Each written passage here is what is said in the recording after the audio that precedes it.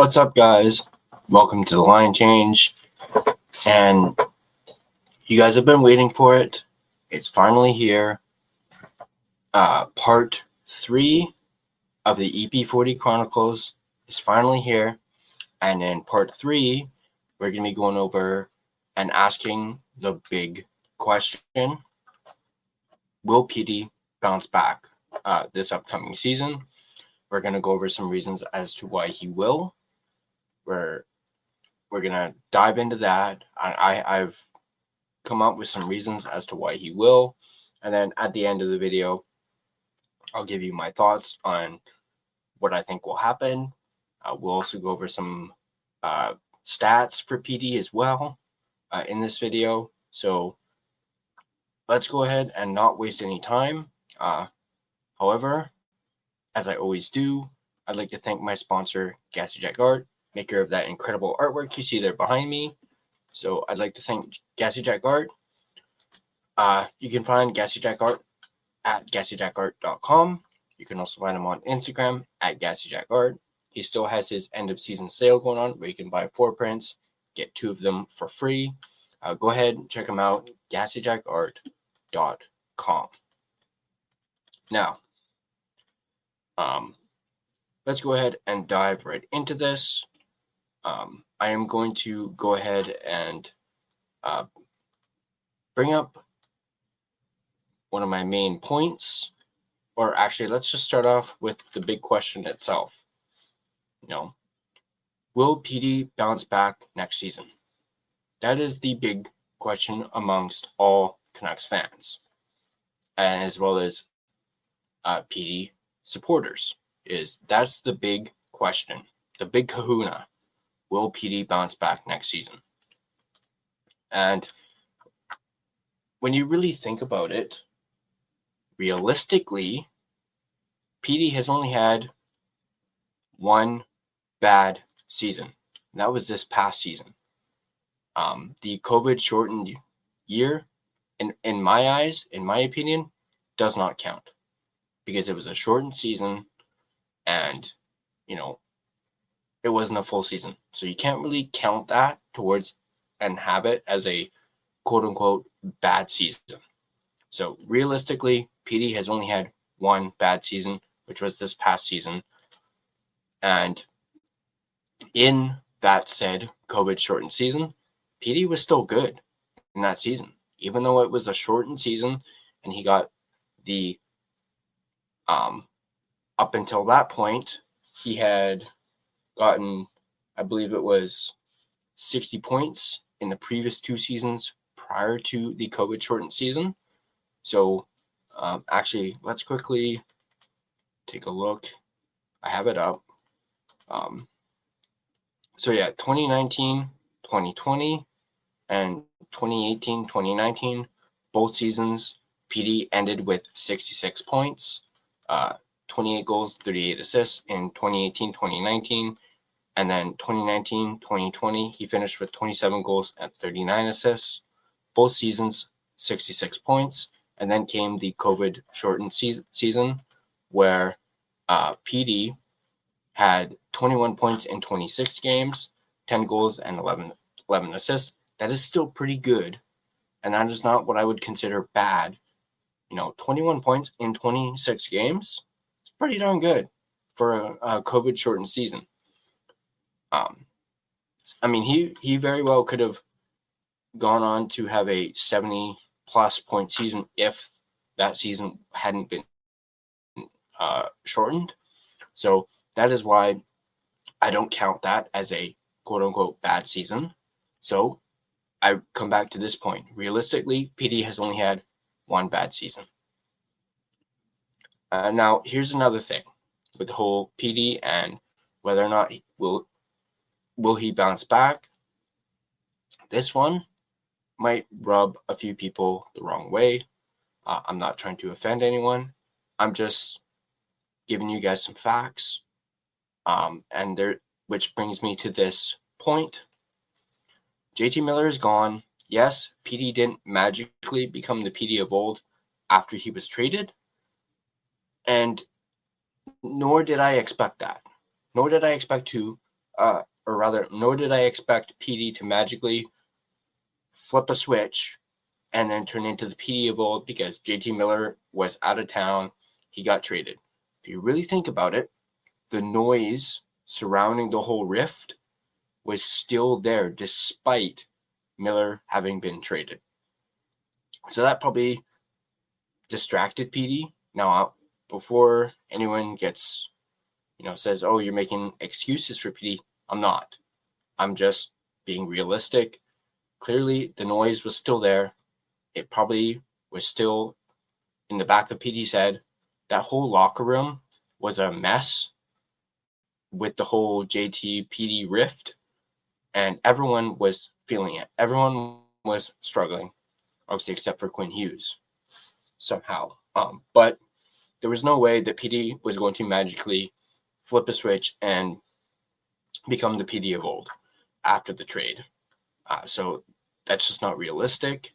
And, the noise was still there. So I think that contributed. And obviously, Petey didn't suddenly change. So that is one reason that I think Petey will bounce back, is because JT Miller is completely gone. Hopefully the noise will have died down, come this season. And it won't be, in his head.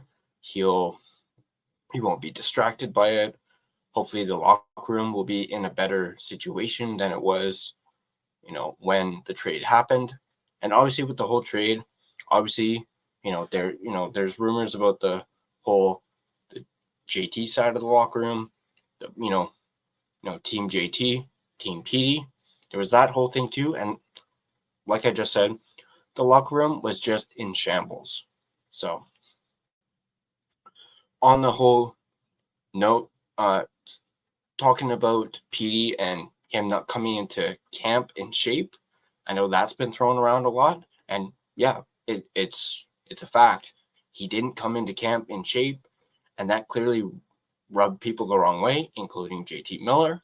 It ruffled a lot of feathers. But how many times have you heard Petey throughout his career up until this point not come into camp in shape? How many times have we actually heard that? Like heard it like reported? This was the first time. At least from my knowledge and having looked into it, this is the first time we've heard of Petey having not come into camp. Keep in mind, he was coming off that tendonitis injury that it seemed like the team was kind of writing off as having not be serious. Even Petey himself didn't think it was all that serious. He said he figured he just needed some rest and he just needed to rest it. Clearly, it continued being an issue throughout the offseason and during his training. Therefore, he had to, as we mentioned in part 2, he had to work around it and probably couldn't do certain things that he was wanting to do when it came to his training. And here's a really good big point that I really want to hammer down on. And that's players with the skill level and skills that Petey possesses don't just fall off. You don't just mysteriously lose it at the age of 26. You just don't. It doesn't just go away. It's what brought him to the NHL. You don't just lose it once you have a couple good seasons. It doesn't just vanish. It's not magic. No. Petey was obviously born to play hockey. And those skills are what got him to the NHL, as I just said. You don't just lose that at the age of 26.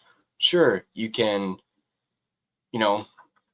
that skill can diminish at a certain age, like when you get older, but not at 26.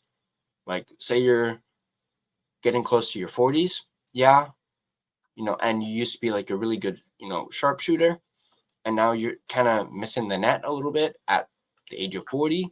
Your peripherals aren't what they used to be, then yeah, but not at the age of 26. You don't just lose that talent and that skill at that age. So there's that point. Here's a good one too. That is more recent. Canucks management are pleased with how things are going this offseason in regard to Petey. We saw an article come out about that. I even spoke about it on this channel. The Canucks management were impressed by Petey coming back to meet with Adam Foote when he was hired. This was back in May when Adam Foote was hired. Petey flew from Sweden, came back to Vancouver, and let me just say, the team didn't ask him to. Petey willingly came back to Vancouver to meet with Adam Foote. We all heard that he had dinner with Adam Foote, Thatcher Demko, and Quinn Hughes. So he met with Foote, spoke to him, they talked, and management was impressed by Petey doing that. And on that note, they have also been pleased with how his offseason has been going. Now, obviously, we don't know exactly what he's been doing with his training, but you would think that the Canucks have likely been keeping tabs on his training, and that's probably something that he talked about with Adam Foote, and Adam Foote probably relayed that to Alvin and Rutherford. So clearly, things are looking good when it comes to this offseason for Petey, and this is a reason why I think he will bounce back, because things are looking good and are looking in the right direction, which leads me to my next point. And I made a video on this. The Canucks are leaning towards keeping him. Now, I know that doesn't have much to do with will he bounce back or not, but I thought I'd throw it in here. The Canucks are leaning towards keeping him. Obviously, that deadline, the July 1st deadline, it is now June 21st. We're 10, 11 days away from said deadline. And yes, the Canucks were listening in on Petey, but it seems like they're not looking to trade him. They are leaning towards keeping him because they are, as I just mentioned, they are impressed with how his offseason is going. They are impressed by him coming back to Vancouver to meet with Adam Foote. They feel as though he's, showing some, he's showing that he's invested in this team, which is makes me think they're going to keep him. I mean, I already figured with, how close the deadline is getting, they're going to keep him, which again brings me to this next point. Canucks are still searching for their second line center. Obviously, the other day we did a video where we talked about the Minnesota Wild declined a trade package that the Canucks offered to them to try and get Marco Rossi. And, so they're still searching. And we all know it's going to be difficult to get that second line center because every team is looking for a top six center. And top six centers, they just don't grow on trees. Also, when it comes to trading Petey, they don't wish to create another problem by trading Petey away. Now, right now, they have a second line center problem due to the trade of JT Miller. They have, or it's more and more, I'm just going to go ahead and throw it out there. They're going to have a winger problem when Brock Besser leaves in free agency.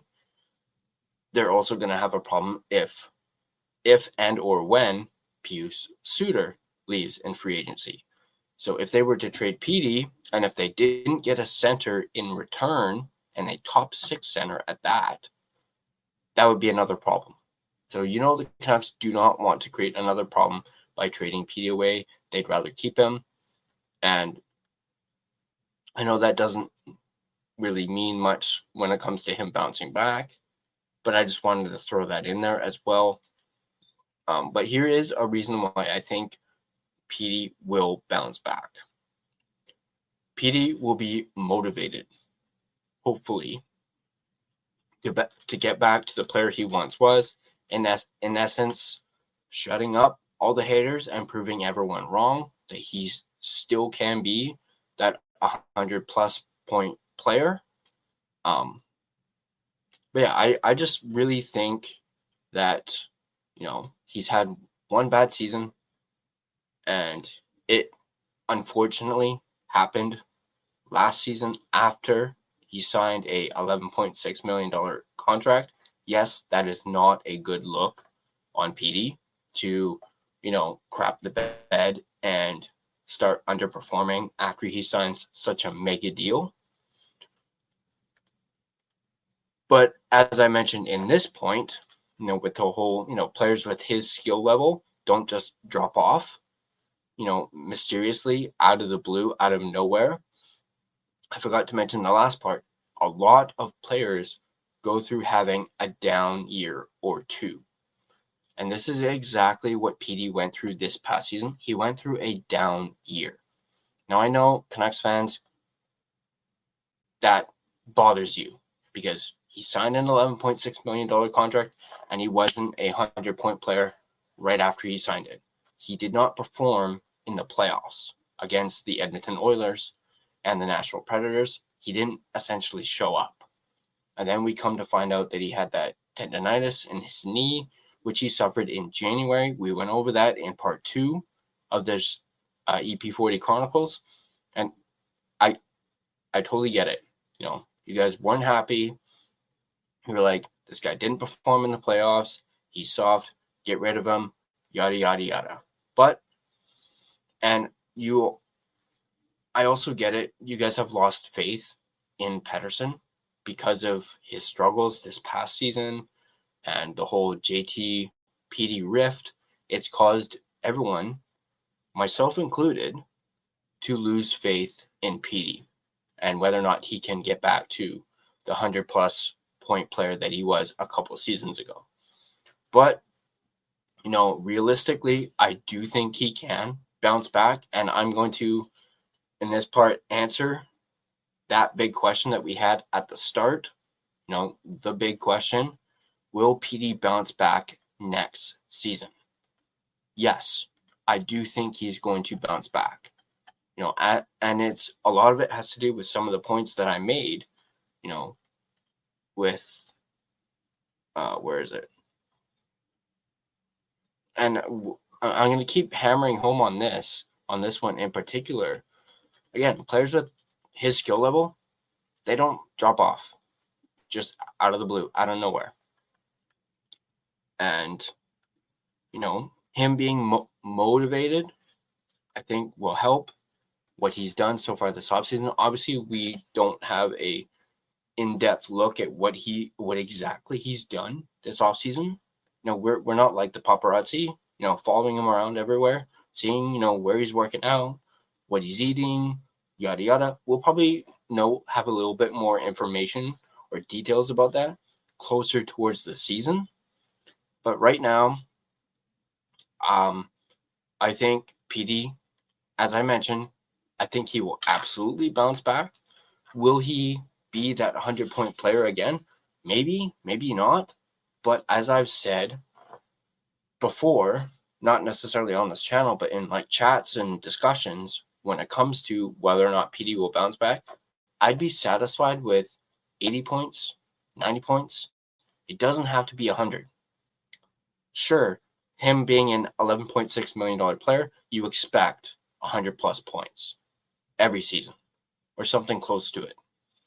But at the end of the day, I'd be satisfied with 80 plus, 85 plus, 90. To me, that's good enough, at least in my opinion. Let me know in the comment section down below what you guys think. Do you guys agree with that? Would you be satisfied with 80 plus points? Not necessarily exactly 100, but at least minimum 80. Do you guys agree with that? Let me know in the comment section down below. And yeah, do you guys also let me know in the comment section down below, what do you guys think about these points that I made, in regards to, when Miller was traded, the noise was still there. The locker room was divided. Clearly that played a factor in not just PD's lack of production, or rather I should say continued lack of production, but it affected the entire team. and that the entire team was in the shits because of this whole rift, and it really damaged that locker room, and there was no cohesion because of this, and it wasn't just going to go away like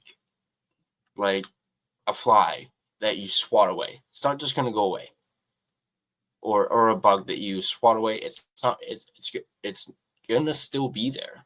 So again, the whole I'm obviously feeling pretty optimistic when it comes to Petey and this offseason, especially with hearing that management, as I mentioned, are pleased with how things are going. I mean, the fact that they're impressed that Petey himself came back to Vancouver when he was already in Sweden. He paused his offseason training to come to Vancouver. That's a long-ass flight to meet with new head coach Adam Foote, have dinner with Quinn Hughes and Thatcher Demko. Clearly, we don't know what they discussed. I would have to assume, as I mentioned, that it was stuff to do with, the season, his off-season and whatnot. But just the fact that management was impressed by him, investing in this team. He wants to be here, and he wants to be the best player that he can be. And yeah, so at the end of the day, that big question, will Petey bounce back? Yes, I think he will. And I think a lot of people are going to be surprised with how Petey plays this upcoming season. Obviously, he's going to be under a microscope to start the season. And we're probably going to have this discussion again, halfway, maybe December, January of the season. And I'm looking forward to that discussion. Obviously, I want Petey to bounce back. I want him to at least get back to a 80-point player, at least 80 plus. Doesn't necessarily, my expectations are not, that high when it comes to Petey. But once again, let me know in the comment section down below what you guys think about this. Let me know also what you guys thought about this series, the EP40 Chronicles. So it was just a little something that I wanted to do. I know EP40 is quite the talking point amongst Canuck fans. And yeah, so let me know what you guys thought about this 3-part series. Maybe I'll do something similar down the line. Obviously, right now, with the Stanley Cup Finals officially over, it's full on into trade talk. I am going to be coming out with a video talking about Pius Suter, as there's been some development with the Canucks and Pius Suter since that Marco Rossi trade package was declined by Minnesota. So stay tuned for that. I also have a video that that's going to be coming out later today, where we talk about bargain bin free agents. Basically what that means is we're going to be looking at free agents, upcoming UFAs who are relatively cheap. If you really think about it, these are guys that, if you guys, I won't dive too much into it, but it's basically guys who don't cost a whole lot of money and could produce for the Canucks, similar to the likes of Kiefer Sherwood did, similar to Kevin Lankinen. Like, these guys could potentially wind up being steals for the Vancouver Canucks. So we're going to go over that. Stay tuned for that. And as always, if you guys like this video, be sure to hit that like button. And if you want to stay up to date on all Canucks content, whether that's Abby Canucks, Vancouver Canucks, be sure to smash that subscribe button and turn on your notifications so you don't miss a single video. You can find us on social media. You can find us on Facebook. Just search The Line Change to find our Facebook page. You can find us on Instagram at The Line Change. You can find us on X at Line Change Van. You can find us on TikTok at the.line.change.po. Feel free to give us a follow on all of our social media platforms, as well as if you prefer an audio version of this podcast. You can find us on both Spotify and Apple Podcasts. On Spotify, once again, feel free to give us a follow, as well as rate and review us. It is greatly appreciated. But that's going to do it for me in this video. I hope you guys enjoyed the EP40 Chronicles. As I mentioned, those couple of videos that are coming out, be on the lookout for those. And I'll see you guys, or rather, let's go Canucks. Let's go Abby Canucks. and I'll see you guys in the next video.